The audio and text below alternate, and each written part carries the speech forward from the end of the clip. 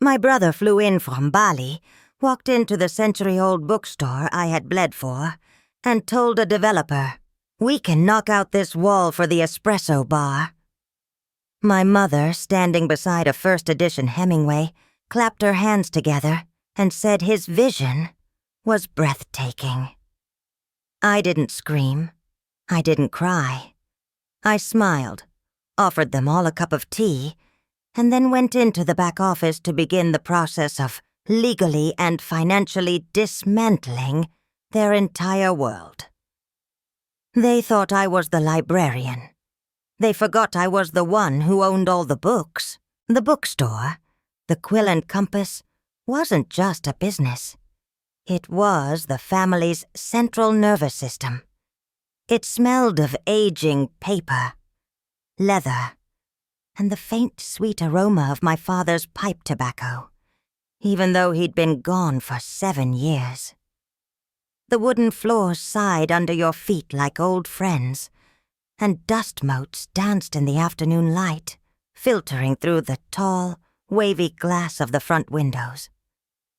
I knew every secret corner, every loose floorboard, every book that customers thought was lost, but was just patiently waiting in the wrong section.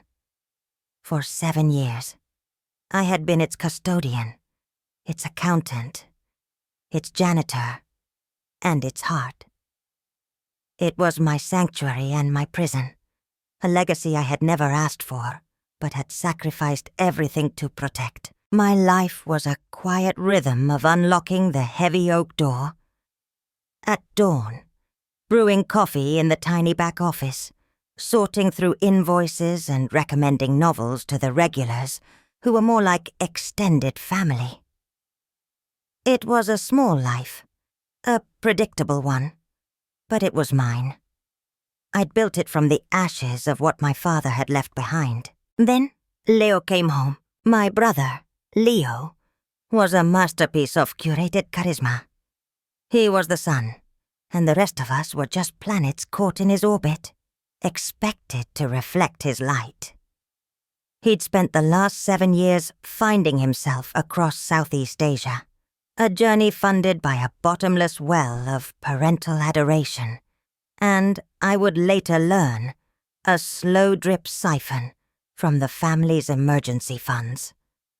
His Instagram was a tapestry of turquoise waters, mountaintop meditations, and artfully disheveled photos of him looking thoughtful in a linen shirt. He never called, but he'd send postcards with vague, poetic messages like, "The world is a book, and those who do not travel read only one page." It was the kind of thing that sounded profound until you realized it was printed on the back of the card. His return was treated like a national holiday. My mother, who had spent the better part of a decade in a quiet fog of grief, suddenly came alive. Her name is Helen, and she sees the world not as it is, but as she wants it to be. In her version of reality, Leo wasn't a 32-year-old man with no job and a questionable tan. He was a visionary, a prodigal son returning with wisdom from the East. My 7 years of 80-hour work weeks, of learning business law and accounting on the fly, of negotiating with creditors to keep the doors from being padlocked, that was just keeping things tidy. It was mundane, practical. It was my job. Leo's arrival was an event. "Chloe, isn't it wonderful?" she'd said, her eyes shining as Leo held court in the middle of the store, regaling a handful of captivated customers with stories of his travels. "He has so much energy. He's going to breathe new life into this place."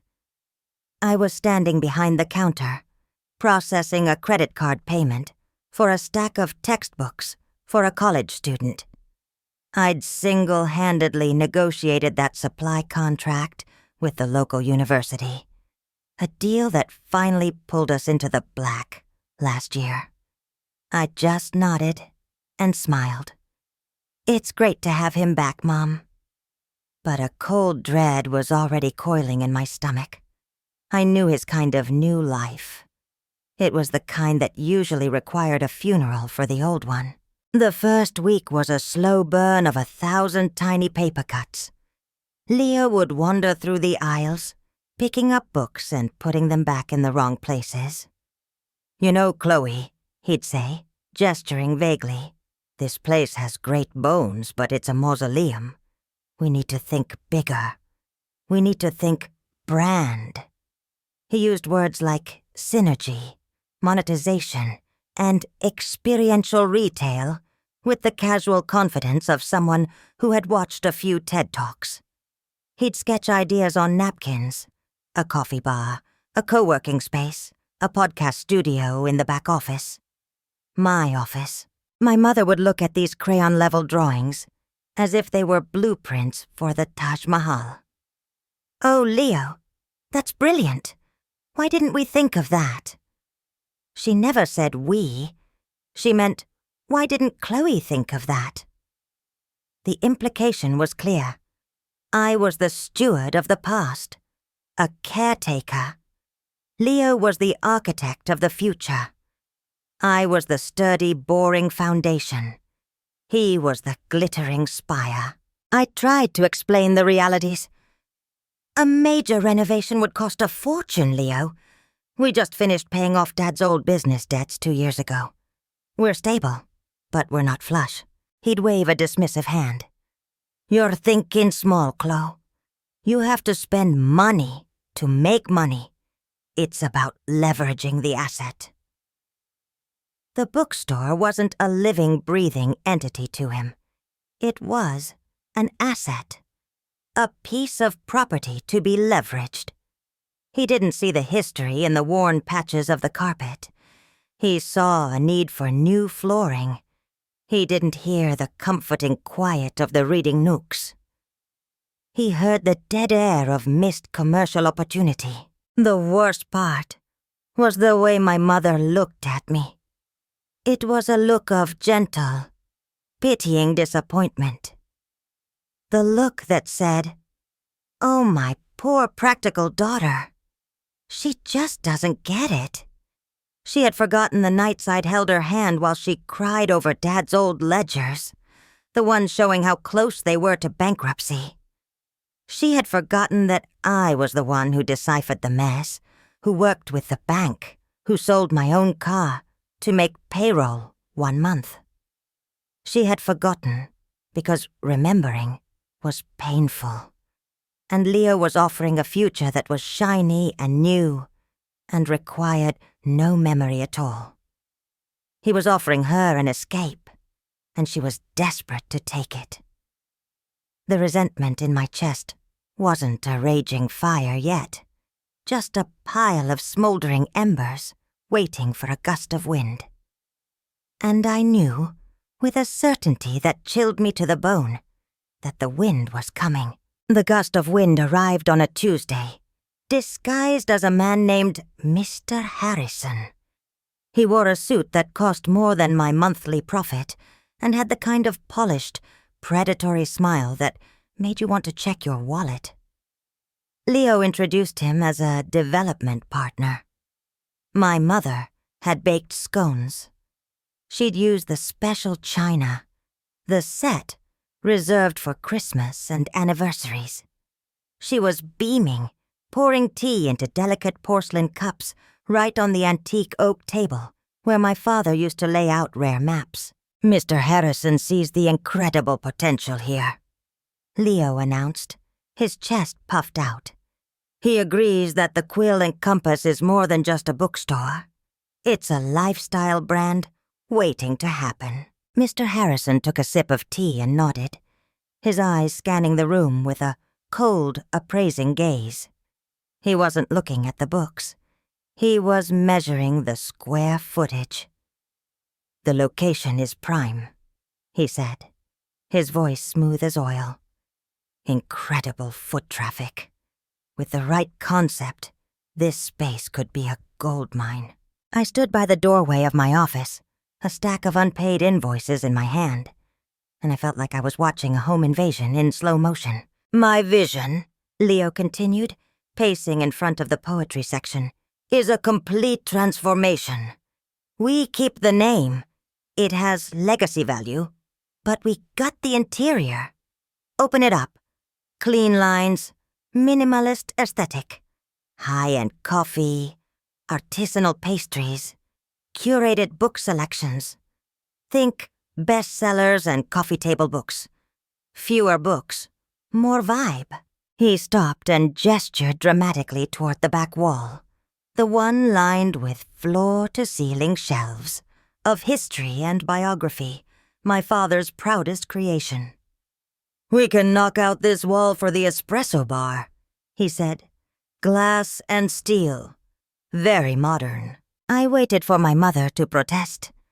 I waited for her to say, "But your father built those shelves by hand." I waited for a flicker of loyalty, of memory, of love for the man she had shared her life with. Instead, she clasped her hands together, her face illuminated with a joy I hadn't seen since before my father died. "Oh, Leo," she breathed. "It's breathtaking. It's progress. Progress." That was the word she used. She looked past the shelves my father had sanded and stained, past the legacy he had poured his soul into, past the daughter who had kept it all from turning to dust, and she saw progress. In that moment, the love I thought we shared, the bond forged in shared grief and survival, revealed itself to be a mirage. They weren't just erasing my father. They were erasing me. They were standing on the foundations I had painstakingly rebuilt and announcing their plans to dynamite the whole thing. Mr. Harrison smiled. We'd handle everything. Demolition, construction, rebranding. The Quill and Compass would become the flagship location for our new line of literary cafes. A very generous buyout, of course, and a small percentage of future profits. My brother looked at me, a triumphant smirk playing on his lips. What do you think, Chloe? Time to bring Dad's old shop into the 21st century. I felt the ground beneath me disappear. It wasn't just a bookstore anymore. It was a symbol of my entire life, my sacrifices, my silent labor, my deferred dreams.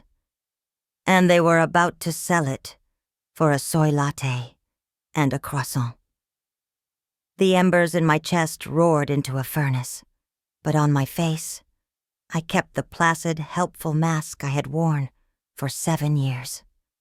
I smiled, a tight, bloodless smile.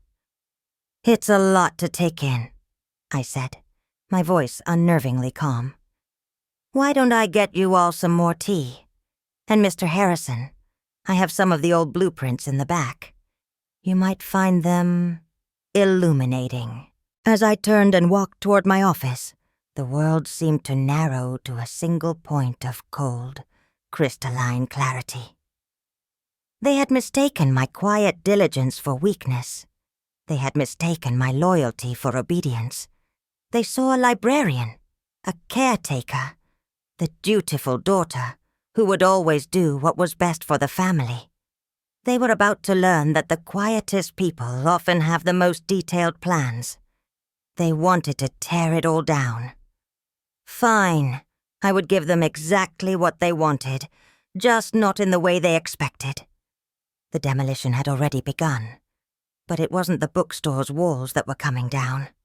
It was theirs. That night, sleep was a foreign country I couldn't get a visa for.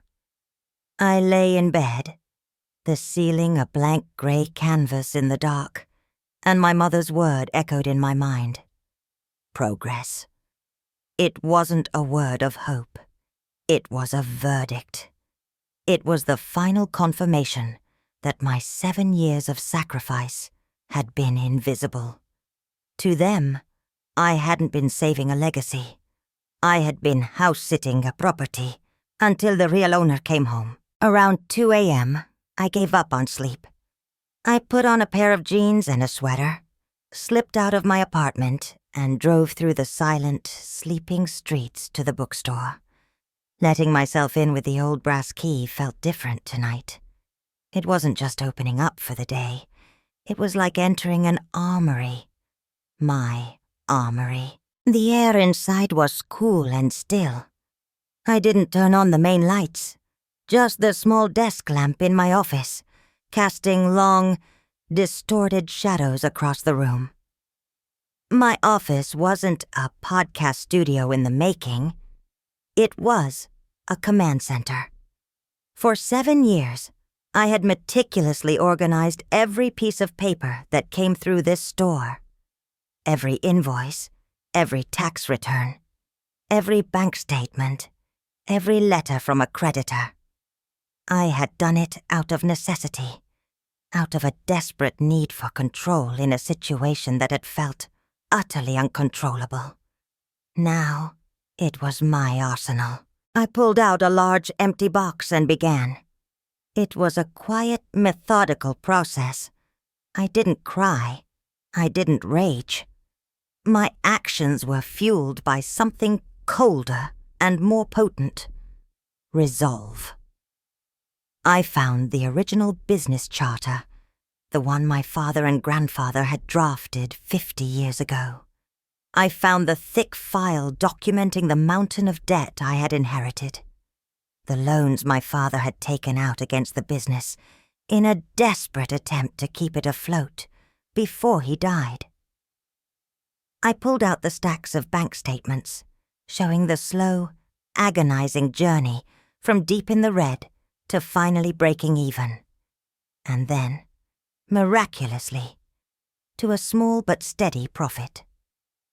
Each statement was a testament to a month of my life, of sleepless nights and cheap meals.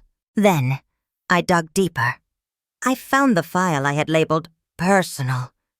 In it was the acceptance letter from Georgetown Law, the scholarship offer I'd received a week before my father's heart attack. I had deferred it once, then again, and then I had let it go completely. Next to it was the bill of sale for my car, a '98 Honda Civic that I loved. I had sold it to a college kid for $1,500 to cover payroll during a particularly brutal winter. I added them both to the box. The most important file was the one from the bank. The one detailing the business restructuring I had overseen 5 years ago.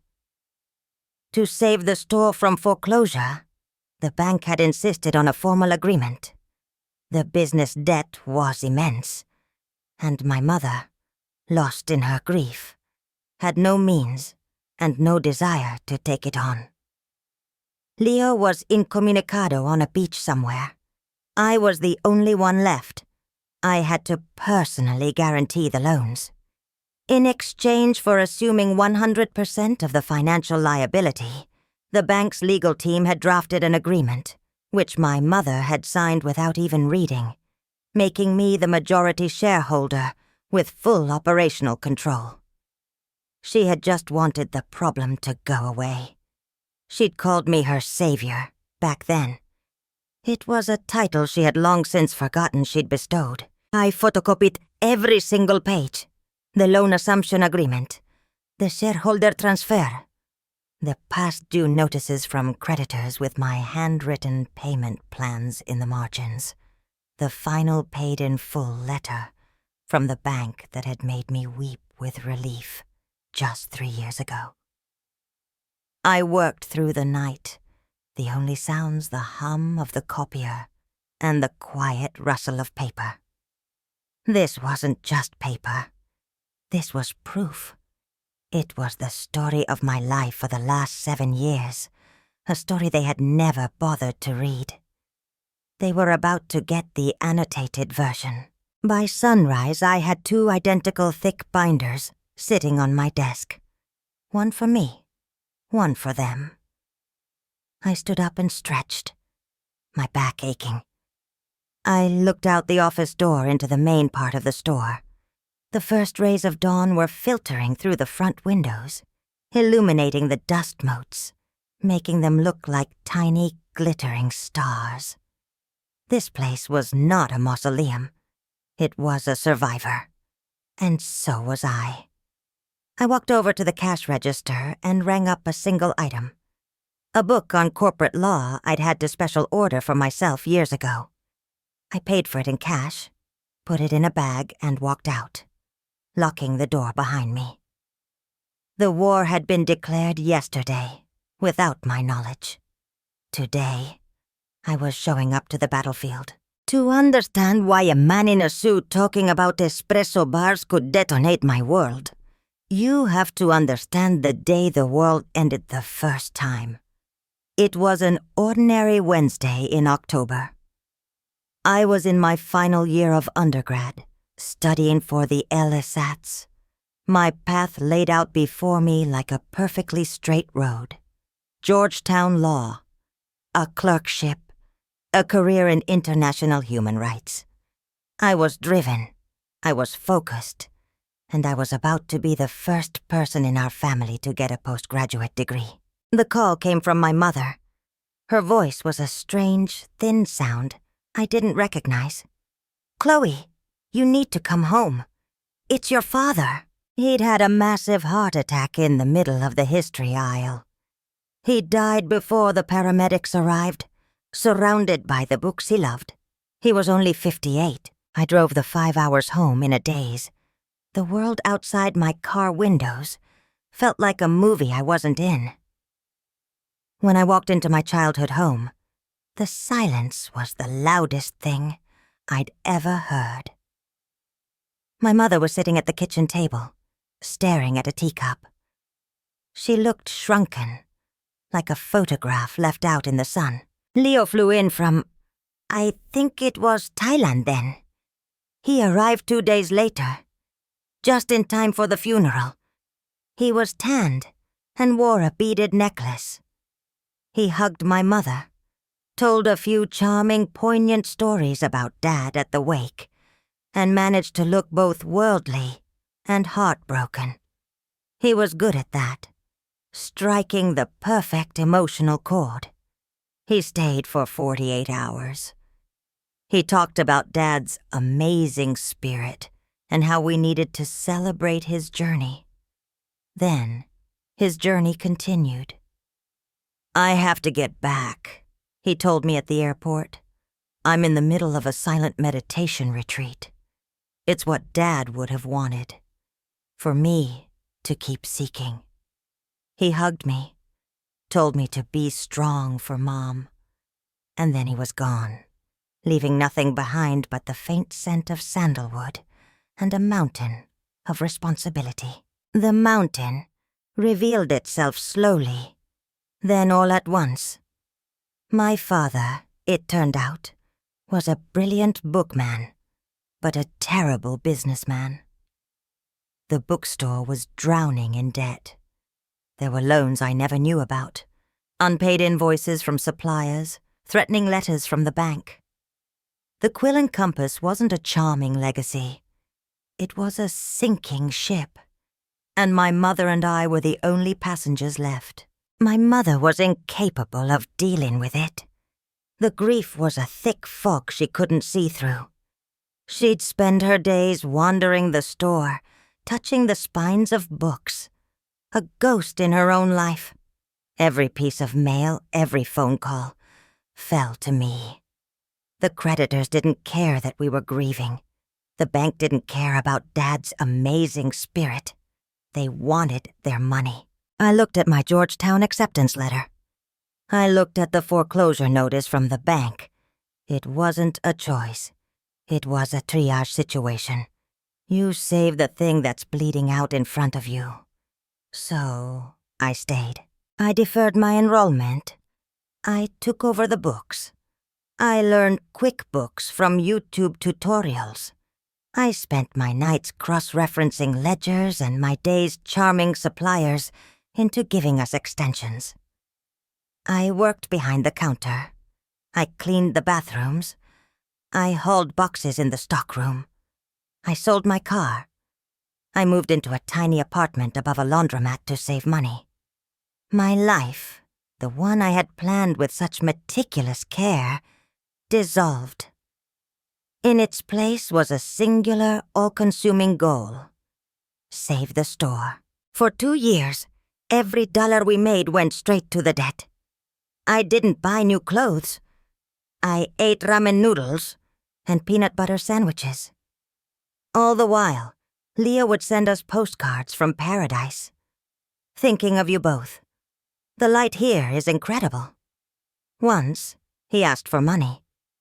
Just a few hundred. My wallet was stolen. My mother sent it to him immediately from her dwindling personal savings. He's all alone out there, she'd said. I looked at my chapped hands and the stack of bills on my desk and said nothing. The turning point was the restructuring deal with the bank. It was our last chance. They would forgive a portion of the debt, but only if the remaining, substantial amount was personally guaranteed. It was a massive risk. If the store failed, I wouldn't just lose the business. I would be financially ruined for life. My mother signed the papers that gave me majority ownership without a second glance. You handle it, honey. You're so good at these things. She was grateful then.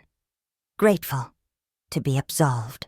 It took 5 more years of grinding, relentless work. But I did it. I saved it.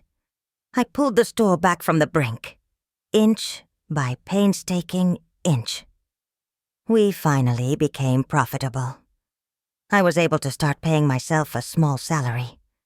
I even started a local author night that was a huge success. The Quill and Compass was alive again. It was breathing. And through all of it, my mother remained a passive, grateful passenger.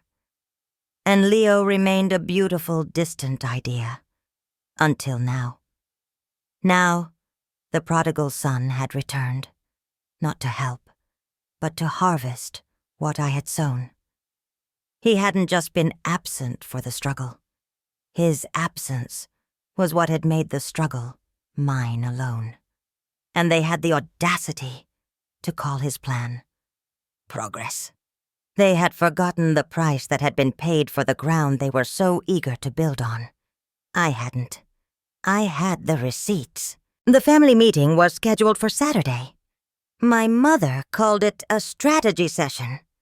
I called it an execution. They wanted to hold it at her house, a neutral ground. I insisted it be at the bookstore, in my office. My territory. My terms. They arrived at 10 a.m. sharp. Leo was practically vibrating with excitement, holding a rolled-up architectural drawing. My mother carried a tin of homemade cookies, a peace offering for a war she didn't know had already been lost. They walked in, and the atmosphere was immediately tense. The air wasn't filled with the scent of old paper today. It smelled like ozone before a lightning strike. "Right," Leo started, unrolling the drawing on my desk, his hands sweeping across it. "So, Harrison and I worked out some preliminary sketches. You can see, we put the main cafe seating here, a retail section for high-margin gift items over there, and—" "No," I said. The word hung in the air, small and hard and absolute. Leo stopped, a look of confusion on his face. "No? What do you mean, no?" "I mean no," I repeated, my voice calm and level. I slid one of the thick binders I had prepared across the desk toward them. "This won't be happening." My mother stepped forward, her brow furrowed with concern. "Chloe, honey, don't be difficult. We're just exploring possibilities. Leo has such a wonderful vision." "It's a lovely vision," I conceded, my eyes locked on my brother's. "But it's fantasy. This," I tapped the binder, "is reality." Leo scoffed, picking up the binder and flipping through it with disdain. What is this? Old tax returns? Chloe, we're talking about the future, not getting bogged down in paperwork. That paperwork, as you call it, is the legal and financial history of this business for the past 7 years, I said. Turn to tab A. He shot me an irritated look, but did it. My mother leaned over his shoulder. On the page was the original foreclosure notice from 7 years ago. Recognize that? I asked.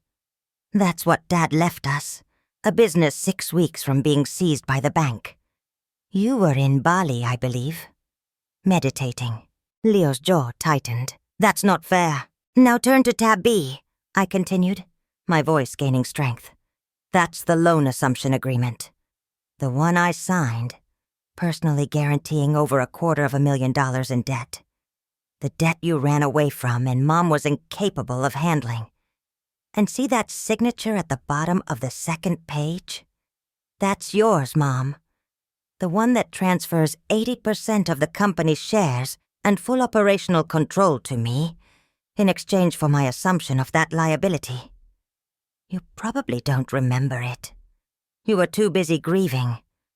I was busy saving our family from ruin. My mother looked pale. Chloe, You didn't know? Or you didn't want to know?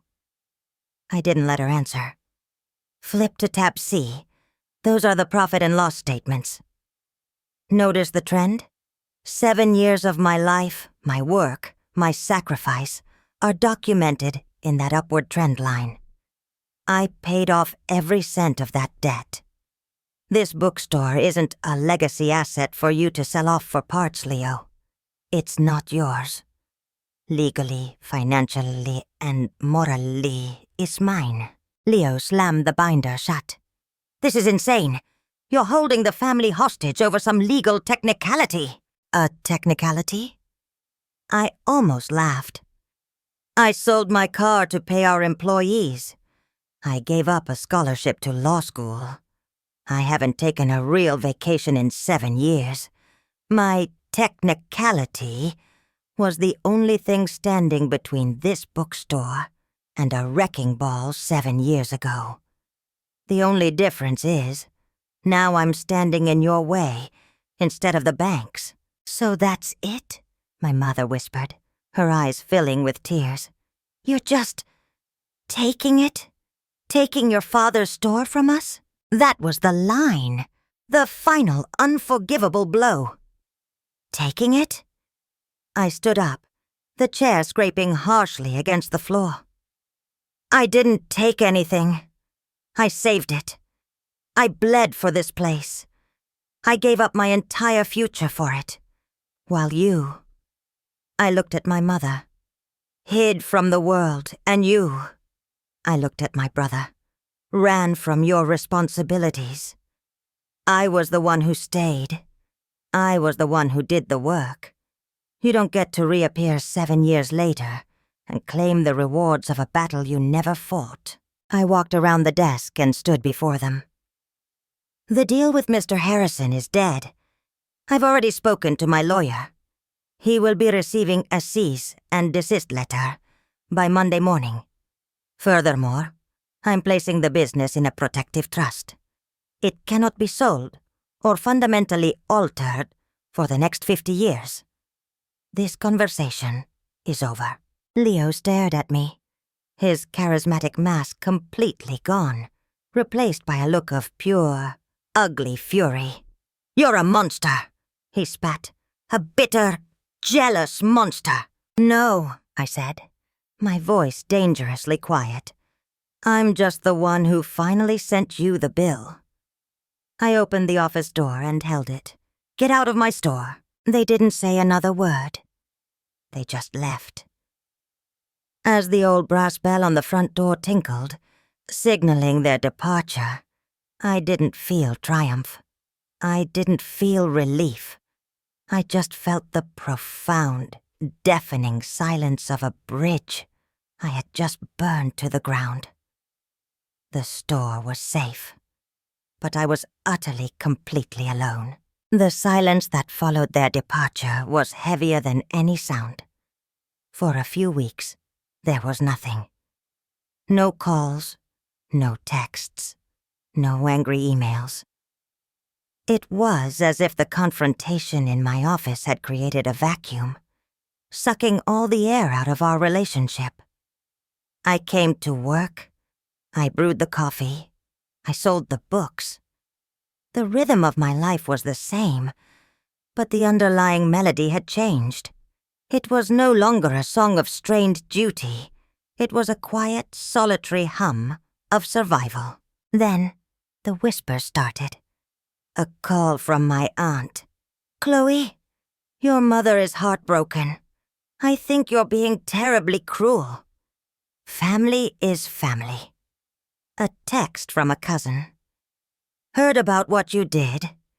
Pretty cold move, pulling a legal trick on your own brother." The family narrative was being written, and I was the villain. I was the cold, calculating daughter who had stolen the family legacy out of spite. Leo was the visionary whose brilliant ideas were crushed by my jealousy. My mother was the grieving widow, betrayed by her own child. It was a masterpiece of revisionist history, and they were all too eager to believe it. I ignored them all. I focused on the store. I started a children's story hour on Saturdays. I rearranged the fiction section to create a cozier reading nook. I was pouring my energy into the place, making it more mine than it had ever been. It was my only anchor in the storm. One crisp autumn afternoon, about 2 months after the showdown, a woman I didn't recognize walked into the store. She was in her late 60s, with kind eyes and a gentle smile. She introduced herself as Eleanor Vance. She had been my father's friend, part of a small group of book collectors he met with once a month. "I heard you took over," she said, her gaze sweeping warmly over the shelves. "You've done a wonderful job. Charles would be so proud." Tears pricked my eyes. It was the first time anyone had said that. We talked for an hour. She told me stories about my father I'd never heard, about his passion for rare first editions, his encyclopedic knowledge of poetry. And then she said something that made the floor drop out from under me again. "It's a shame about Helen and Leo," she said, her expression turning sad. "Charles worried about them constantly, especially about Leo." "He did?" I asked, surprised. My father had always seemed to idolize Leo just as much as my mother did. "Oh, my dear," Eleanor said, shaking her head. "Charles wasn't blind. He loved that boy, but he saw him for what he was. All charm and no anchor. He told me once he was terrified Leo would one day break your mother's heart. And yours." She paused, then looked me straight in the eye. "And he was terrified of the debt. He knew he'd made a mess of things. The last time I saw him, he told me, 'Thank God for Chloe. She's the only one with steel in her spine. She'll be the one to save us all.'" I just stared at her, speechless. All these years, I thought I was cleaning up a mess my father had unknowingly made. I thought I was a disappointment to him, the practical daughter who lacked Leo's sparkle. But he had known. He had seen me. He had been counting on me. He hadn't left me a burden by accident. He had left me a responsibility because he believed I was the only one strong enough to handle it. The knowledge didn't erase the pain, but it shifted it. My sacrifice wasn't a forgotten footnote anymore. It was the fulfillment of my father's last, desperate hope. And my mother and brother hadn't just betrayed me. They had betrayed his faith in me. That evening, I went home, and for the first time in a long time, I didn't open a spreadsheet or a ledger. I opened the box where I kept my Georgetown letter I looked at the life I had given up. There was a pang of loss, a ghost of the woman I might have become. But there was something else, too. A flicker of pride. I had held the line. I had honored my father's real legacy, not the bricks and mortar, but the faith he'd had in his daughter. The bookstore was no longer my prison. It was my inheritance, earned not by blood, but by fire. I was no longer the one who stayed behind. I was the one who had been chosen to stand guard, and I would not abdicate my post. The fallout with my family was the cost. It was a high price, but looking around at the quiet, peaceful sanctuary I had saved, I was finally starting to believe it was worth it. The most important lesson I learned through all of this wasn't about business or law. It was about value. For years, I allowed my family to define my worth. My value was in my utility, my quiet competence, my willingness to absorb their problems and clean up their messes. I was the load-bearing wall in the family structure, and as long as I stood firm, they never had to think about me. They could focus their admiration and attention on the more decorative elements. Like my brother, breaking away from that wasn't a single explosive act. It was a slow, painful realization that I had been complicit in my own erasure. I had accepted their narrative. Leo was the sun, and I was the shade. He had potential, while I had responsibility. His dreams were investments. Mine were hobbies to be pursued if time ever allowed. When I finally stood up for myself, it wasn't just about saving a bookstore. It was about claiming my own story. It was about declaring that my sacrifice had value. My work had meaning. My life, the one I had built from the rubble of my old one, was not a placeholder. It was the main event. I learned that sometimes the people who are supposed to love you the most can also be the ones who hold you back the tightest. Their love can be conditional, predicated on you staying in the box they've built for you. Stepping out of that box is terrifying. It can feel like a betrayal. But the real betrayal is abandoning yourself to please them. The real betrayal is dimming your own light so theirs can shine brighter. My father saw the steel in my spine. It took me 7 years to see it in myself. I had to go through the fire of his loss, the crushing weight of his debts, and the cold indifference of my family to forge it into something unbreakable. I learned that you cannot wait for other people to validate your worth. You have to find it, claim it, and defend it, even if it means standing alone. And you have to be willing to burn down the life you thought you were supposed to have in order to build the one you actually deserve. The peace I have now is a quiet peace, earned at a great cost. But it's mine. The bookstore is quiet in the mornings, and as I walk through the aisles, I no longer feel like a ghost. I feel like the owner, and that has made all the difference. It's been a year now. The silence from my mother and brother is absolute. I hear things, of course, through the family grapevine. Leo's lifestyle brand concept never materialized, as it required actual capital and work. He's now living in our mother's guest room, working on a screenplay, or so he says. My mother sold some of my father's rare books, the ones he kept at the house, to fund his creative process. It's a story as old as time, and I am no longer a character in it. The Quill and Compass is thriving. The Children's Story Hour is packed every Saturday. The local author nights have a waiting list. I started a book club for busy people that meets once a month. I've even started saving again. A small fund for myself, labeled Future. I don't know what that future is yet. Maybe a trip. Maybe law school online. Maybe just the security of knowing it's there. The biggest change is within me.